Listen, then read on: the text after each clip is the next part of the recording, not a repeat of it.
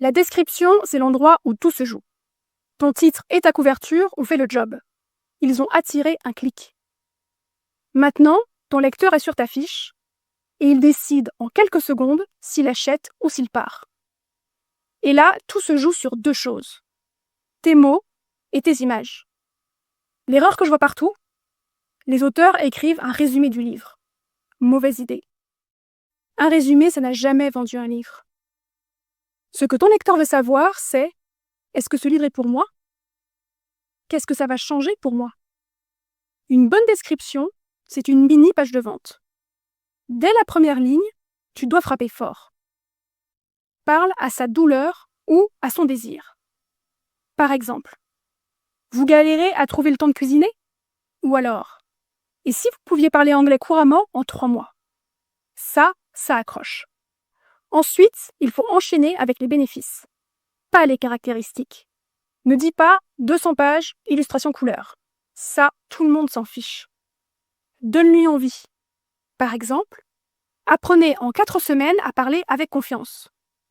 Ou alors, préparez un repas digne d'un chef en moins de 20 minutes. Là, tu vends un résultat. Si ta description séduit, ce sont tes visuels qui vont convaincre.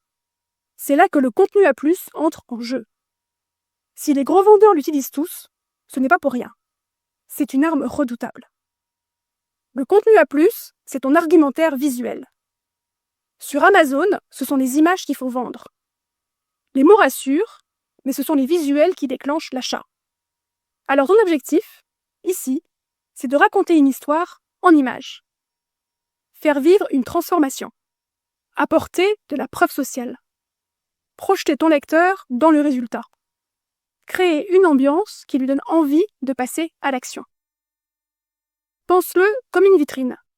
Chaque image doit servir à donner envie, à rassurer et à pousser ton lecteur un peu plus vers le bouton « Acheter ». Ta description et ton contenu à plus, c'est ton argumentaire de vente.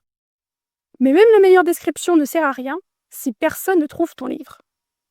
C'est là qu'entre en jeu le SEO.